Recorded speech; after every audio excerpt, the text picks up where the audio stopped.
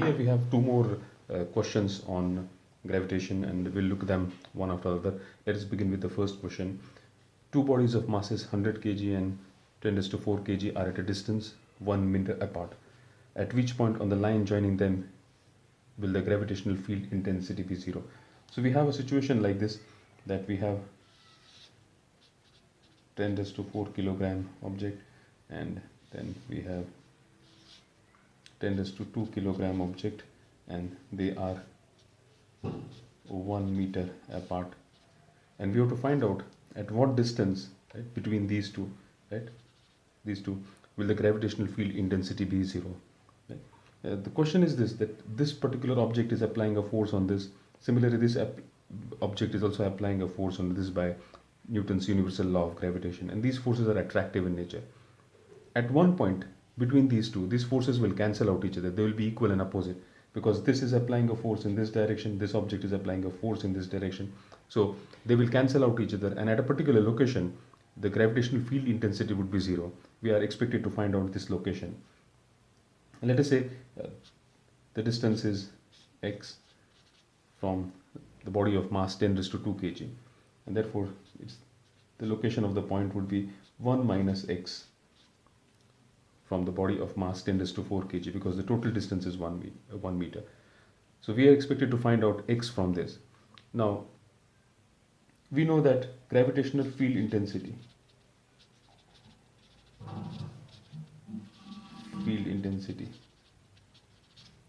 is force upon mass, which is equal to g m upon r square, right? Force per mass, we know the unit is Newton per kg, so gm upon r square. Now the gravitational field intensity at this location, because of this mass, would be g m. M is 10 raised to 4 upon r square, and the distance is 1 minus x square. Let me repeat what we have written. We have written over here that what is the gravitational field intensity at this particular location because of this particular mass. It is gm upon r square, g 10 raised to 4 because the mass of the object is 10 raised to 4, and the distance from this location of this mass is 1 minus x square. And similarly, the gravitational field intensity because of this mass at this location would be g, mass is 10 raised to 2 upon x square. Now these would be opposite in direction, right? So they would cancel out each other, and therefore at this particular point they should be equal, right? The magnitude should be equal. The directions would be opposite, but their magnitude would be equal.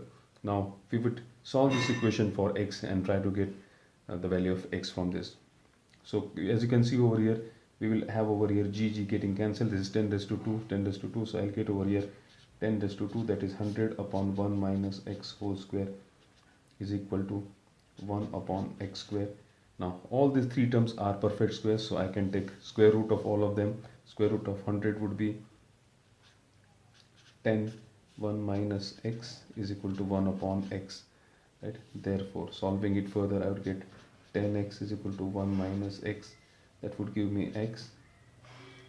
10x would be 1 minus x, so that's solving x, I would get 10 minus 10x plus x is equal to 1, therefore 11x is equal to 1, therefore x would be equal to 1 upon 11 meter. That means the point where the gravitational field intensity will be 0 is 1 upon 11 meter from the smaller mass. From this mass it would be 1 upon 11 meter. Okay, let's move to the next question. The distance between the centers of the earth and the moon is 60 times the radius of the earth. Calculate the centripetal acceleration of the moon. The acceleration on earth is 10 raised to 10 meter per second square.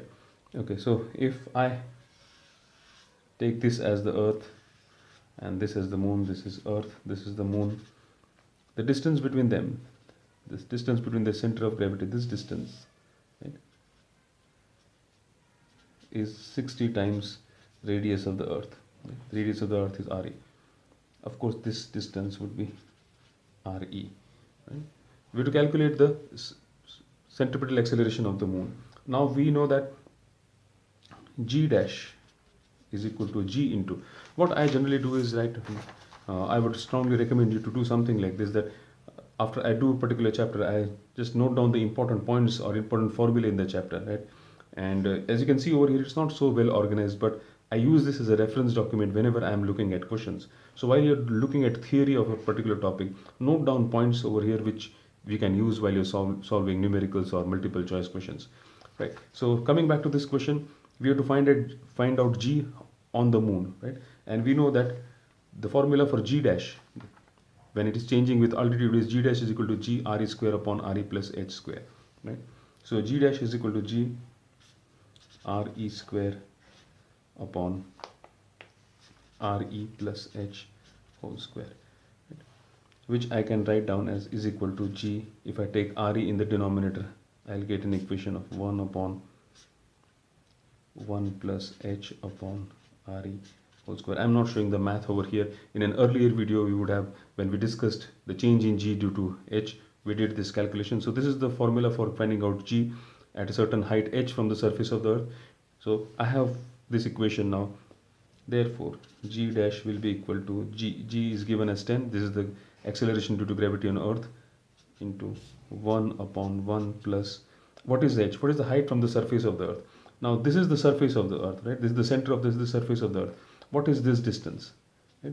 This distance, as you can see, is 60 RE minus 1 RE, that is 59 RE. So H, the height from the surface of the earth, is 59 RE. So I will have over here 59 RE upon RE whole square. RE would get cancelled, so I would have 59 plus 160 square. So this would simplify to 10 multiplied by 1 upon 60 square. And therefore I can write down G dash is equal to 10 into 1 upon 60 into 60, 10, 6. So 1 upon 360 meter per second square. So the value of acceleration due to gravity or centripetal acceleration on the moon would be 1 upon 360 meter per second square, right? When the acceleration due to gravity on earth is 10 meter per second square. Thank you.